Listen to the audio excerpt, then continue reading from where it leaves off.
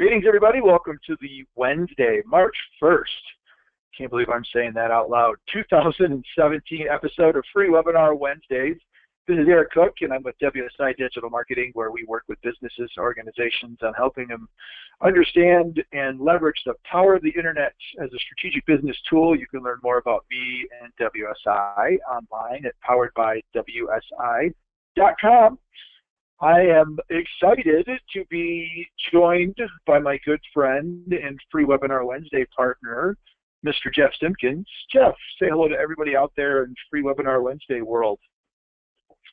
Greetings, everybody. This is Jeff Simpkins, and I'm with Community Bank Consulting, Inc. You can learn more about me and my company online at www.communitybankconsulting.com. So I've missed you, my friend. It's been a while. We've skipped a couple of shows, and I've flown solo, but you have been unavailable. But it's good to have you back as a co-host and actually have somebody to talk to other than all the live folks that attend. So hopefully you have been well. Lots going on. Yeah, good. Keeping me hopping. Good. Well, if you have any exciting, cool new business or even personal stuff that you'd like to share, feel free to do so. Don't want to put you on the spot, but, you know, it is our webinar, so we can talk about whatever we want. Well, you and Greg McPherson have been talking about Alexa for so long that I finally took the big leap and got an Echo Dot. I was just going to say, and, she just heard you. She did. I hear her in the background. And got a tap, and the Dot is pretty amazing, but the tap I've had a lot of fun with. Very cool. Oh, good. Well, yeah. I'll share. She who shall remain nameless, whose name starts with an A, is how I refer to her, so she doesn't start listening. But I got an interesting. I was at a conference a couple of weeks ago and brought my Dot. I travel with her now, so we've got two of them. We've got the full-blown Echo, which sits downstairs in our kitchen, and then I've got a Dot that travels with me. So. Being a geek, I take my geek on the road, and I brought her out for a conference, and it was pretty cool. So yeah, let's keep that up. But go ahead. Let me just tell you, you absolutely need to let your Dot stay at home and get a tap as your travel companion. You'll love it. Yeah. I'm just on space. I'm just trying to, and I know it's bigger, but yeah, one or the other. So you're telling me now I need to own 3 of the Amazon devices. So I'm sure my wife will be appreciative of that comment. I'm going to start calling you Greg McPherson. And before we get too far down the rabbit hole, maybe explain that Greg McPherson comment here in a little bit. I want to make sure everybody that's joining us live, certainly we appreciate you joining us live, and during today's show, if you're interested in asking a question or a comment, or maybe you'd like us to ask our device that starts with an A, who shall remain nameless, a question, to see whether or not she's got an answer for you, feel free to use the chat functionality in your control panel and let us know. We'd love to hear from you, and if you are watching this as a recorded session, which we do record all for you on our Wednesdays and post them up to our website at freewebinarwednesdays.com. Share it with your friends and family and coworkers and colleagues and spread the word. So join us every Wednesday at 1 o'clock Eastern. And who knows, sometimes we have formal guests, sometimes it's a little bit of a grab bag, but we always try to keep it fun and entertaining and share some cool stuff. So the Greg McPherson comment, for folks that may not be frequent flyers on Free Webinar Wednesdays, he is a guest that has been on the show several times and is quite the gadget aficionado, and Jeff and I always have a running joke that anytime Greg McPherson shows up on the show, Jeff or I or both end up getting our pocketbooks out and buying something that we can't live without. And so accusing Jeff of being kind of, he Greg McPhersoned me into having to buy one of the taps is kind of where that reference came from. And if Greg listens to the recording, hopefully he's having a little bit of a chuckle right now. And we say that with all due respect and admiration because he has pointed us in the direction of some pretty cool stuff. So it's been kind of fun. So back on, back on your Amazon question or comment, for those in the audience, because as I can attest, when I introduced my little dot, I was surprised at the number of people that still had never even seen one. There were several people that hadn't even heard of it before, despite Amazon's efforts in the advertising. But maybe explain the difference between, because you talked about the tap and the dot, and why you like one over the other, and what the main difference is. Sure. I'm going to refer to her as Sally for the purposes of this call. So, code word Sally. Choice. Yes, her. So the difference in the dot and the tap, the dot is just a tiny little device that basically you can place anywhere that you have a power source and wireless internet. The dot is sold as a device that you pretty much want to use the speaker that comes part of it for voice feedback. It's not great for music and things like that. I actually had an old Bose Wave radio that I pretty much wasn't using anymore, and just got a cable and connected my dot to my Bose Wave, so I can actually use it for streaming music now, in addition to just using the voice commands of the dot. The tap is basically a really small Bluetooth speaker that has Sally, our code word, built into it. And I'll give you an example. Last night I was sitting outside on the patio and wanted to listen to a little music, so I took the Amazon tap out and said, Sally, play the album called whatever, and set it in the middle of the patio table and stream the music out there on the patio. So it's pretty cool to be able to just pick up Sally and carry her anywhere in the house or close enough to the outside of the house that you can get music and use her for whatever you happen to use your Amazon Sally device for. Yeah. One of the things that, because the tap device is a standalone that you don't have to have plugged in, and one of the reasons it's able to do that and not have a power source is it's not continually listening. The tap basically has to be activated by touching a button, as opposed to the Echo or the Dot, which are always listening because they always have a power source connected to them. When I shared some information, news update, they actually, in the last version of the tap, it is now able to be used without having to hit the button. That was actually my tap that spoke up a few minutes ago. It's an option that you control in your Sally app. Very cool. So you can set it up so that Sally does not wake up. You do have to tap her button in order to wake her up, but I actually have mine set up so that when I say her name, she comes to life. Yep. Well, now you've done it. I'm going to have to buy one. Nice job.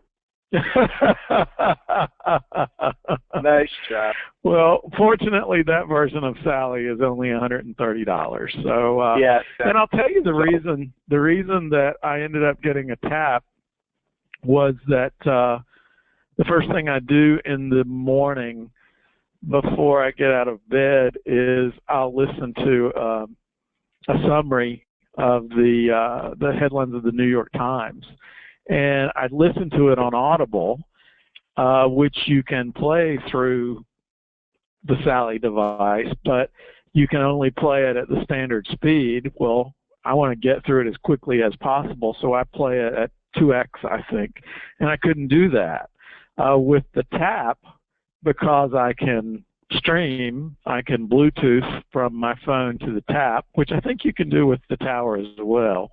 Yes. But I'm able to Bluetooth my morning New York Times and listen to what's supposed to be a 45-minute, we'll call it podcast for all practical purposes. I can get through it in about 20 minutes. Very cool. Sweet. So yeah, now that I have learned something with the tap being able to listen in, just going to have to get 3. The whole family's going to get joined. Plus, I think you were absent in one of the sessions that we had earlier this year, but I actually pulled the trigger on the home device from the big Google company. So, and there she is talking to me.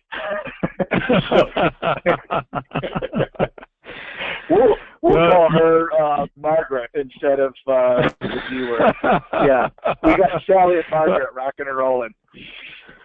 So, with Sally, one of the new features is that you can use her name that is most commonly used, or you can use computer or Echo now. Yes. And I think you could also change it to just referring to her as Amazon as well, if you wanted to. That's correct. I'd forgotten about that. Computer was the wake-up word that was added in the last couple of weeks. Yeah. But just an FYI, on the tap, the only wake-up word that will work is, quote, Sally. The other wake-up words are not available as an option at this point. Gotcha. So, well, my conference story, I think, is kind of fun because as I was preparing, it was really focused from a technology perspective on things that bank technology and operations people need to be thinking about for 2017. And the whole concept of automation and robots and assistants and those sorts of things are starting to trickle into the financial services industry. And as I was kind of putting the final touches on my presentation the night before, I looked over at the dot sitting on my desk at the hotel, and I said, I'm just going to bring her with me and plug her in. And so when I did that, she was up in the front of the room. It was a pretty good-sized room, and a gentleman in the back saw me plug her in and made the comment about how he's got a friend of his that can just say, Sally, play Journey, or something along those lines.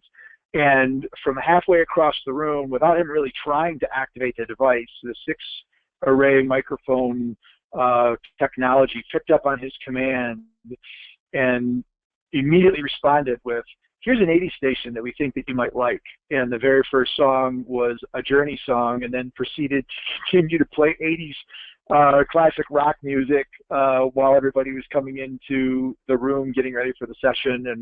And so Sally was providing us with ambient background music as part of the process. So we worked on that. But one of the kind of interesting parts as you go through and you think about how these devices are starting to impact the lives of others, one of the ladies that was there said that they have a customer who is an older woman who lives in a nursing home or assisted living facility and has one of these devices that her family bought for her, and she actually carries on conversations and plays the Jeopardy game and utilizes other skills to be able to ask it questions, and it talks back. So it's become somewhat of her little digital companion. And when you think about, and the challenge that I pose back to the room full of bank technology people is, if you have customers that are afraid of technology, they don't want to get on a computer, but can you figure out ways that you can serve those individuals using voice commands and intelligent assistants similar to this?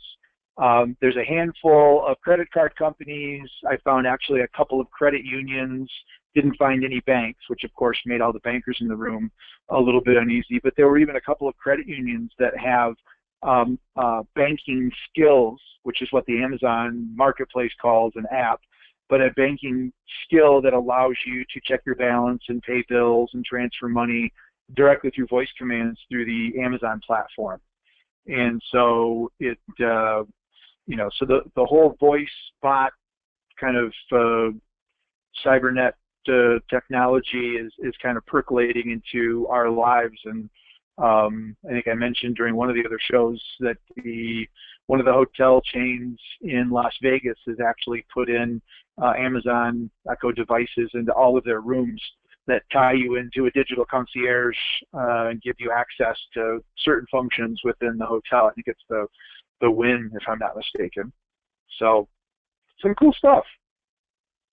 So one of the things that I've noticed, and I suspect you went through a period of time that you did as well when you were new to the device, was I find myself in places that I don't have her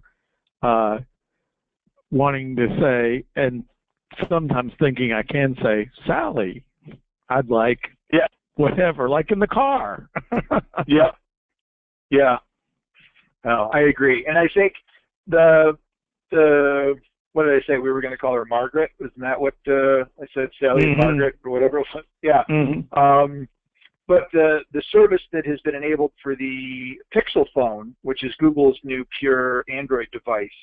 And that's what you're running now, right? And that's what I'm running now. Doesn't have as robust of an ecosystem as what the Sally ecosystem does.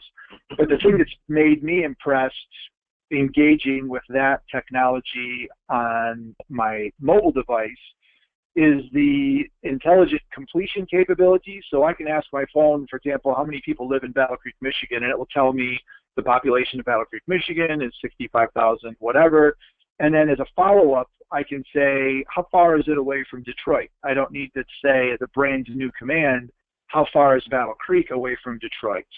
It automatically knows that I'm referring to Battle Creek as part of that, and it has a lot more natural language functionality built within it, which I've tried that in the Sally device, and that doesn't exist, because if you were to ask Sally how many people live in Battle Creek, Michigan, she would tell you. And then if you were to say, Sally, how far is it away from Battle Creek, she would say, I don't know what you mean, because she doesn't tie those two together as a conversation. So I think that's where the technology is likely going to head and make that experience much more like talking between you and me, and say, you know, who are the major employers there? When was the city founded? So you could get a lot of information and just talk back and forth instead of having to repeat yourself like you're talking to, I don't want to say dumb technology, because it certainly isn't that way, but talking to technology, having to restate everything every single time. So, and I believe that Margaret capability is going to be rolled out into other Android devices as its assistant. And then over time, it'll be very curious to see whether they can, you know, go toe-to-toe with the Sally platform. Somebody that joins this podcast or this webinar halfway through is going to wonder what the heck we're talking about with Sally's and Margaret's, but just rewind, you'll know what we're talking about. So, yeah. Cool. So one of the things that I read when I was checking out reviews on Sally, the device from Amazon, that was a common con of the device was the fact that you do have to start over every time. Sally, yep. How many people live in Detroit? Sally, how far is Battle Creek from Detroit? And there's still a lot of things that I notice with Sally, the device from Amazon, that she comes back and says she doesn't understand. Yep. Now, when I compare Sally, the Amazon device, to Siri on my phone, you know, obviously the Amazon device is a voice-only device. Pretty much, there is an app that she will often ask you to refer to. But for the most part, it's a voice-only device. And I like the fact that for most things, she can tell you the answer to a lot of stuff. Whereas with Siri, the Apple phone, you tell him or her, depending on which voice you choose, that you want something, and almost without fail, you're always directed back to the screen of the phone, which is frustrating when you're doing things like driving or need to be hands-free. Yeah, and I've noticed that the Google Margaret has got a lot more voice response capability when I've compared it with other people that have been using a Siri. I don't have an iPhone, but comparing the two, it seems to be that is much more voice response orientated. But you're right. Every once in a while, you will get a list of search results that you'll have to take a peek at. So, cool. Well, I admit I fully had not expected this to start today's conversation as an Amazon love fest, but it certainly has been fun, and probably cost me $130, Jeff. So thank you very much for that. But that's okay. So, anywho, well, as you can see, you can make 5 easy payments of $26. Of course, yeah. I like how they separate the dot out for 5 easy payments of $10. So very budget friendly.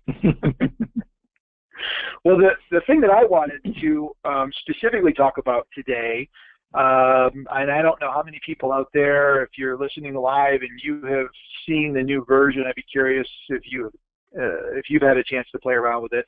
But when we started today's show, I had LinkedIn up, and you can see I have been successfully, quote unquote, migrated to the new profile format for LinkedIn. And it some pros and some cons, so I don't want to be a total negative Nancy here. Looks an awful lot like Facebook. Well, and that's kind of what I was thinking. So, Jeff, I don't know, and we hadn't had a whole lot of time to chat prior to today's show, but I don't know if you have seen the new profile on your account yet, or if anybody that's listening live, if you want to fire up a screen and go over to your LinkedIn, if you don't check it on a regular basis, and see whether you've got the new look and feel. I've been talking about the new look and feel from a business perspective for a number of months using the IBM platform, or the IBM business account, as an example of what the platform will likely look like, and how it pulls in some more relationship-based things, some company culture, sharing information from people that work within your organization about the charities that they support and the causes that they feel strongly about, and other, just to give people a sense of, I guess, a deeper understanding of what it's like to either work at IBM or any other company or do business with them. So we've been encouraging people to encourage their employees to go in and make sure that their profiles are complete and have updated information so that the business profile can be complete. But this is my first real look at the individual profile. And like Jeff said, this looks strangely familiar to Facebook. I do think that the layout is clean and uncluttered. I think compared to the prior design, there was a lot of stuff going on. Unfortunately, it's my opinion that a lot of that stuff that was going on was also pretty valuable, and they have removed that for the free version. I do not pay for a premium version of LinkedIn. So what you're seeing here is the free version, and this is going to probably cause me to second guess that to determine whether I want to pay to get those services back, and we'll talk a little bit about what those are, or if this is going to be an area that I'm just going to complain and whine about. Hopefully things change over time. So so Jeff, let me just pause. Have you seen this roll out to your profile, or are you still using the old one? My profile is still the old profile. Okay. Just a comment. You talked about switching to a paid version of LinkedIn. One of the things that every time they solicit me for a paid version that I just haven't found being willing to pull the trigger is they don't have a budget-friendly version. When you pay for LinkedIn, you make a pretty significant financial commitment, which is valuable for many people, but I just haven't found that to be the case for me. Yeah, and I would concur. I'm not convinced, at least I wasn't under the old version, that $40 a month was really something that I need to shell out. So I agree, it's got a little bit better functionality. Now, on the flip side, I also understand LinkedIn is a business, and as much as we would love for everything to be online, to be free, and Facebook is, but it certainly is supported by ad revenue and businesses that are paying for the opportunity to get their message in front of you. You know, in a professional environment like LinkedIn, I don't know whether the impact of Microsoft's acquisition of LinkedIn is kind of made an impact on this. But there's a lot of things that I used to do. For example, one of my kind of daily routines would be to get into LinkedIn, and it had, and you probably are still seeing this on your end, Jeff, but it had some recommendations up in the top right-hand corner of people that were celebrating an anniversary or a birthday or a big milestone or an event, and it would give you maybe 10 or so at a whack, and you know, not a ton of them, but there were times where something would pop up where one of my connections, there was an event, and I would go in and click on it, customize it, change the message. So very rarely will I ever accept the default unless I'm using a mobile and I don't realize that I don't have the opportunity to change an invitation request or a congratulatory message. But change that message and use that as a way to reach out and to kind of share a thought or a comment to kind of build some dialogue. So I don't ever, nor had I ever really used LinkedIn as a targeted sales tool. I know that there's the sales manager version that you can get if you're part of an organization where it gives you more prospecting capabilities and a deeper search capacity.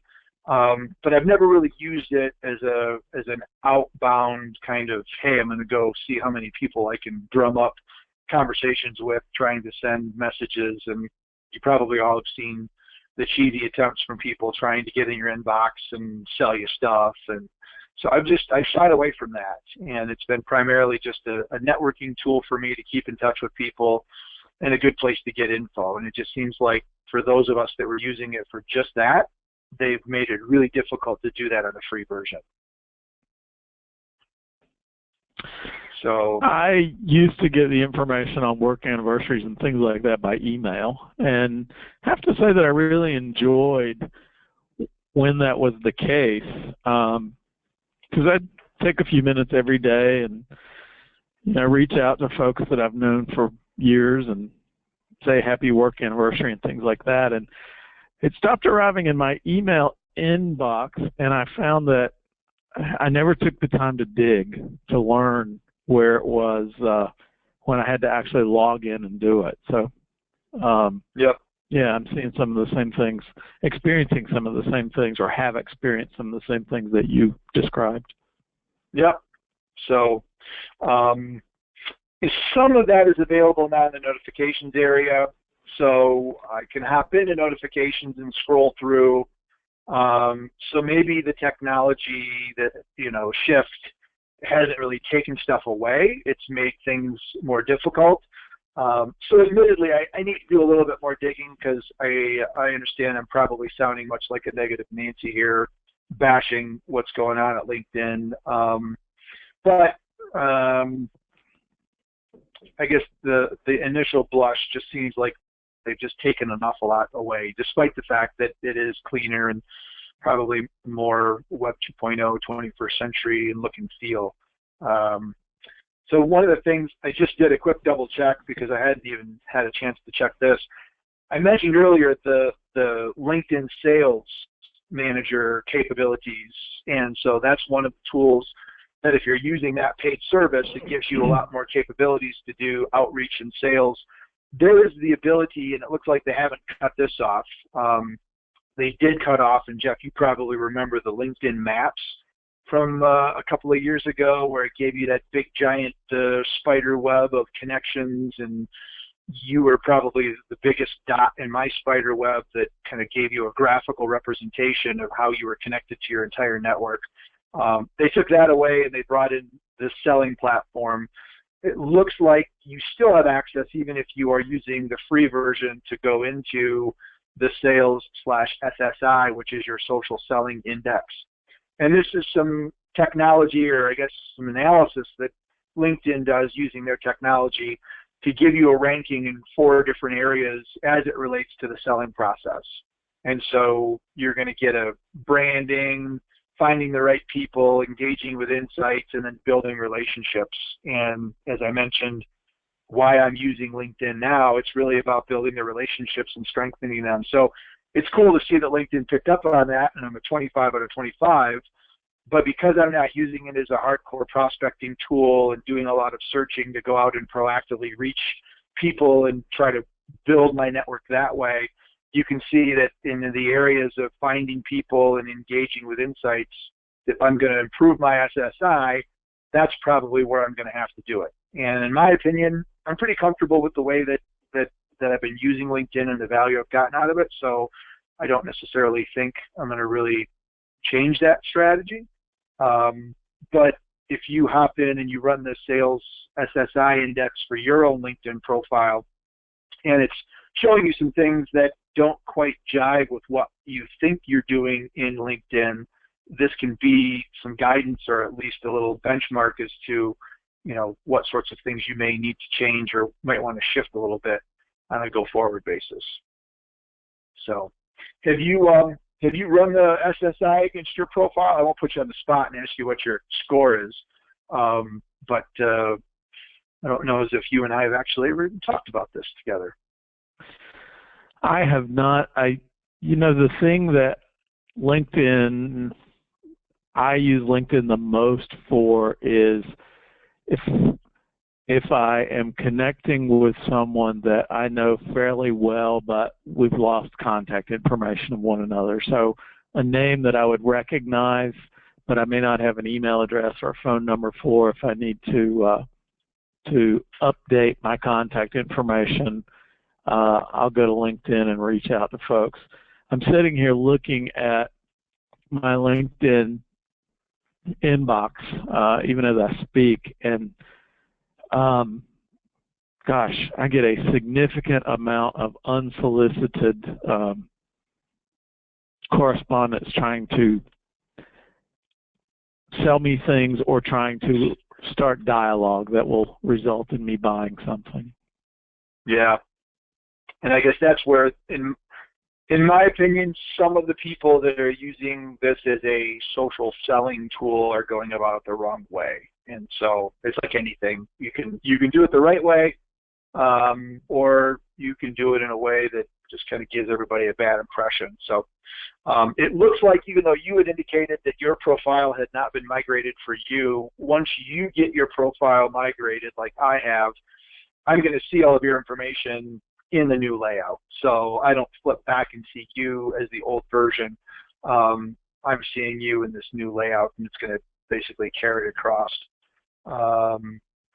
So yeah. So anyway, curious, those of you that are listening live or catching stuff afterwards, and I'm getting a Hootsuite recommendation. I've got the Hootsuite extension plugged into my Chrome browser, so it's prompting me in case I want to use Hootsuite to share anything from LinkedIn. So that's what that was. So yeah, let us know what you think. If you find some ways to use it like you used to be able to use it, I'm certainly open, and we'll continue to do some digging on this and see maybe I can resurrect my love for LinkedIn. But right now I'm kind of not feeling it. So the only other thing that I want to point out, not that LinkedIn will ever listen to this, but I'm tired. I'm tired of LinkedIn asking me if I'm a doctor. I don't know what it is in my profile that triggers them thinking that I am some sort of a healthcare professional. But I see more doctor advertisements on LinkedIn than anything else, and I have tried to figure out why it thinks that I'm a doctor. I am not. Somebody's predictive analytics formula is not working well. I don't even play one on TV. I didn't stay at a Holiday Inn Express. I have none of those indicators. But apparently LinkedIn thinks that I am a physician of some sort, and so it just loads me up with doctor advertisements. So if LinkedIn is listening, please, tell your system I'm not a doctor. So yeah. Any other LinkedIn bashing, comments, positivity that you'd like to share before we move on in the process, Jeffrey? No, I'm just looking at my profile, and they're trying to sell me all sorts of certifications. So they don't think I'm a doctor. Course. Yeah. Well, and I guess that's one of the things that I think has also changed. You know, there are some cool new products that they have started to integrate within LinkedIn. Lynda.com is an online educational system that LinkedIn bought about a year or so, maybe give or take, and you could go on and you could subscribe to Lynda, and that would give you access to online courses. You could learn things like Photoshop or how to take better pictures or programming or time management. They have started moving that information into the LinkedIn environment, and I think if I am going to look at a premium option, I think they're starting to bundle some things. So you can see we've got SlideShare. I've talked about that before. But if you go in and you look at the LinkedIn Learning, I think this is, and for whatever reason, we've got Neptune up here, so I don't know what that exactly means. But this is kind of baking in courses that are available kind of through the LinkedIn platform, thanks to their partnership or their acquisition of the Lynda platform. So my gut tells me that they're probably going to be bundling, so you can get X number of courses where you could go through. So if I wanted to take a course on graphics design and be a better graphic artist, I could go through here, and now here's a bunch of courses that I could take. And if colorful design art was one that I wanted, I could click on that, and it's going to give me the option to kind of see what the preview is, and then if there's a cost associated with it, and how I would go about actually registering for it. So, so I think if you're doing any sort of online learning, there may be some advantages because then you can combine and bundle. So for professional development, I think there's some cool stuff there, but you can see there's a trial option. Everything's a trial option, of course. So that may be something to think about, and that your comment about you know, taking a course or getting certification is one that just kind of sparked that as a thought. So maybe I could take a course on digital marketing and learn how to do that. Maybe I'll start a business doing digital marketing. What do you think, Jeff? Good idea, maybe. It could be a risk. It could be a risk. Nah, I better just stay at the bank. So the other topic that I wanted to bring up is Google, and not going to talk about Margaret, but we're going to talk about Google. And it was formerly known as Google Apps, and they now have changed the name to G Suite. And one of the things that I thought was kind of cool about this, now a lot of functionality has changed between Google Apps and G Suite, and I will give full and total credit to Mr. Simpkins for him providing me with the encouragement to cut the strings for a traditional email client when I left the world of banking and started my business. I was very much an Outlook person where I had to have a calendar and email and everything all in one spot, and fought it tooth and nail until Jeff said, just do it all on the cloud. Do it with Gmail and Calendar and Docs.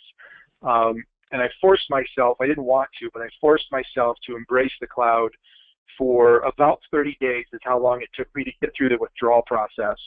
And now when I see people trying to synchronize their Gmail or other mail with Apple Mail or other sorts of third-party mail services, I can respect and understand why Jeff was so frustrated when I was doing it, because the advantages of operating in a cloud environment are so many and vast, because you've got just access to all of your tools regardless of where you're at. But they've gone through a rebranding and a renaming, calling themselves G Suite as part of their business program. And the thing that has changed for us, because I'm a little bit of a digital pack rat, we had an unfortunate scenario where one of the credit cards that we use that was tied to automatic billing in my Google Wallet for reoccurring payment for our Google Apps account was compromised. And as I was trying to go through and remember all of the different charges that were set up to automatically debit, this one got missed. And so we lost some of the storage, didn't lose the files, but we lost some of the storage that was allocated to us because I had bought extra storage for images and other sorts of files that we synchronize up into the Google Drive. And as I went through to renew my subscription, I noticed an option where if you are a paid G Suite customer, it now comes with unlimited storage. You don't get a terabyte or 2 terabytes. You get unlimited storage. So as much that you want to store online is available to you, and I think it's $10 a month. Yeah, it's $5 a month for limited storage and $10 for unlimited. So, and so now I'm in the process because we had been able to acquire storage space less expensively through Dropbox, and I have a paid Dropbox account. But from a business perspective, I'm now thinking if I've got unlimited storage capacity through Google, may be able to strip some of that expense to the bottom line and either downgrade our paid plan with Dropbox or just discontinue it altogether. So, Jeff, I know that you're an avid user of G Suite. I don't know if there's anything else that they've recently added, because I think you've also got partner status because you helped set it up for me through your business. But if there's anything else that you're getting access to as to their direction, certainly would love to hear it, and if, you know, or maybe that's the biggest thing that comes out. There's a new feature there's a feature that I just found. I'm not sure it's new. I think it may be for G Suite subscribers like you and I. When you subscribe to G Suite, you get an email about every day of new features or enhancements or something that is coming out, and I tend to skim those because you can very often find some cool stuff that can save you a lot of time and possibly money, or both. But within the last several weeks, they either added or enhanced a feature called Google Cloud Search that I really, really like. And if you haven't used it, I'll tell you how you can access it, or at least how I access it. When I'm in any of the G Suite screens, so Gmail, Calendar, Drive, any of those areas, on the right-hand side of the screen, there is a grid of 9 dots that gets you to Google Apps. When I click on that, if I go down to the bottom and click on More, in the More Apps from Marketplaces where Cloud Search appears, and Cloud Search will search not only documents that you own within your G Suite, but will also search web and so forth. And it gives you a visual of what the search results are as well. Let's see if you have it, Eric. So click on, you might have to activate it. Cloud Search. Go ahead and see what we got here. It's one of those things I think you probably are going to have to activate within your admin on Google Cloud. Right. But essentially it's like a Google search, and it will search everything that's in your account, plus it will search the web. You also have more ability to narrow your search.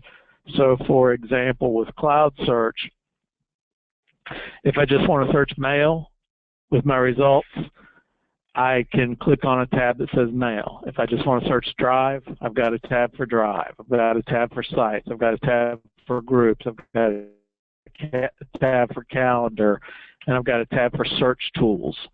And then you've got a lot more filtering capabilities. You can look at specific time frames. You can look at specific types of results. And it's saved me a whole lot of time, because this won't surprise you, Eric, now that you've discovered the unlimited plan. I pretty much store everything on Google Drive, and one of the big advantages that you'll find if you haven't discovered it yet is by having everything on that single system is it's a whole lot easier to find things. Right. If you've got some criteria that does a good job of narrowing down your searches, you can find some old stuff that may be useful for new things that you had forgotten about by having it all on a single platform. Yep. Well, I know one of the really cool, powerful search, the Google Photos, and with using the Pixel device, it comes with unlimited coverage for any photo that you take on the Pixel device as long as you're taking it on your Pixel. So that's been kind of cool. But in a photo environment, and I'm pulling mine up here just a quick second. And I did hit pause just to make sure that there wasn't anything embarrassing that would show up in my phone. Yeah, so you're brave showing your screen. Very easy. But the cool part about photos is you can go in and Google will look at your photos that I've taken of dogs. You go ahead and I could type in the word dog, and Google goes out and grabs all the pictures that it pulls in, whether it's our dog, which are ours, or a friend's dog. They had a little Gracie, so she came over and spent some time with us. So it's gone through and it's actually searched all of my images just using the term dog doing image mission. Not sense, but it's certainly a whole lot easier if there's a picture that I took when I was in Paris several years ago, or a certain friend that I had tagged and showed me pictures of stuff. I could go through and I could have the platform, all that information. So the photo search is pretty cool. Google Photos, if you are an iPhone user, you can still use the registered nice to Google take advantage of this really function. As I know a lot of people that are iPhone users that still use Google Photos.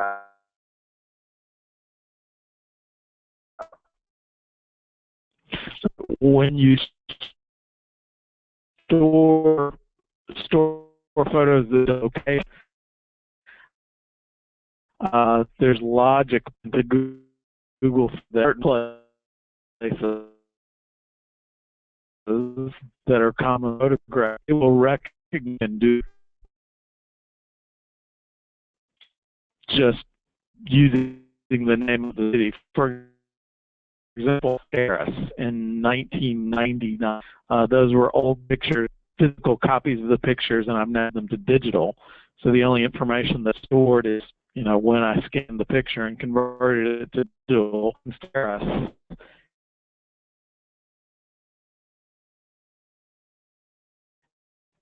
And pictures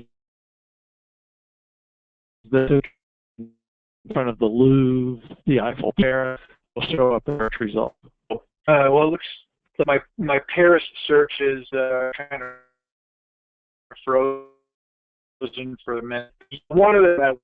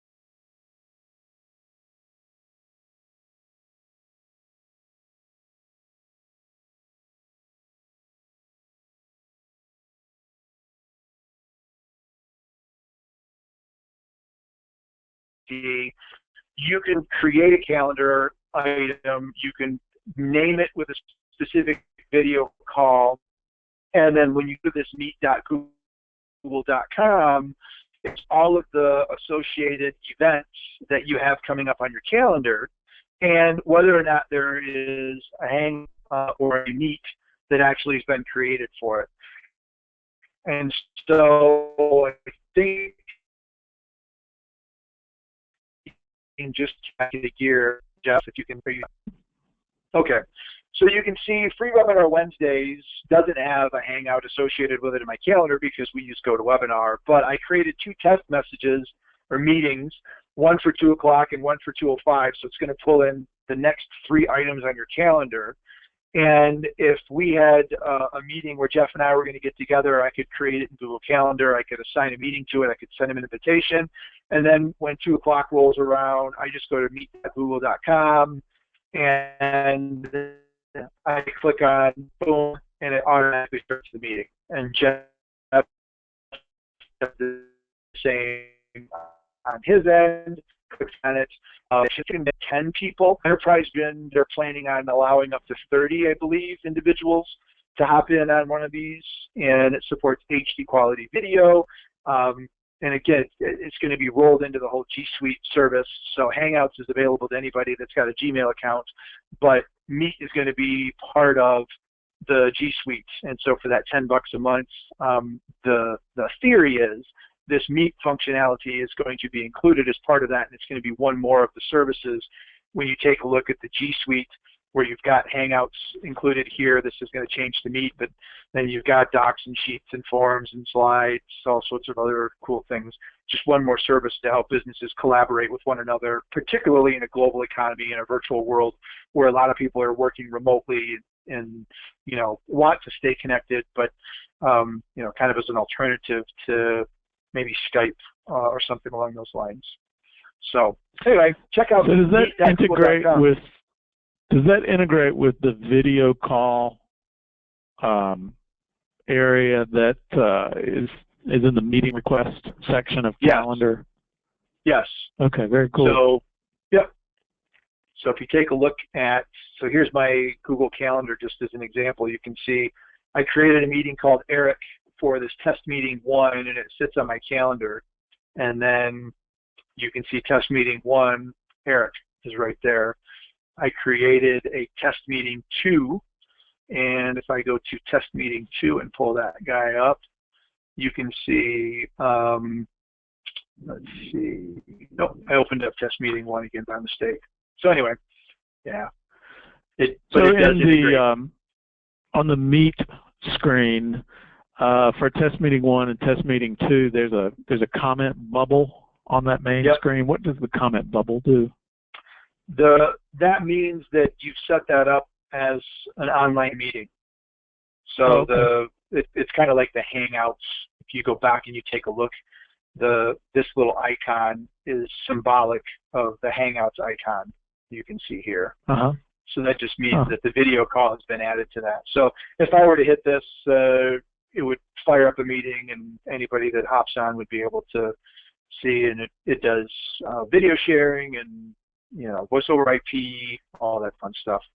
So something to keep an eye on, and kind of cool. So we use Skype an awful lot in our business to communicate with all of our development partners and everything, and, you know, always on the lookout for better, faster, more efficient, and so Skype gets updates every once in a while, but it really hasn't gone through any sort of a significant improvement for a while. So this is something kind of cool.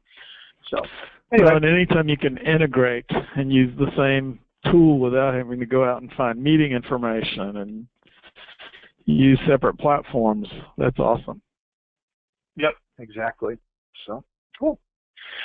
Well, that's all I had, and we are a couple minutes shy of the top of the hour. So anything to say in closing, Mr. Simpkins? It's been fun. I always miss it when I'm not able to join, and enjoy it when I am. Absolutely. So cool. Well, thanks to those of you that attended live, and we appreciate you being here. if I'm not mistaken, if I take a look at next week, I think we do have to cancel next week. I think I'm going to be on an airplane again. I was sharing with Jeff my travel schedule. So I'll be gallivanting around the countryside probably for the next couple of weeks. But we'll get some updates posted, so keep an eye on the Free Webinar Wednesdays page as well as our Facebook page for updates. But until we get back together on a Wednesday at 1 o'clock, I will bid you all farewell, and thanks for joining us, and have a great week or a series of weeks, and we'll see you online at freewebinarwednesdays.com. Take care, everybody. Bye-bye.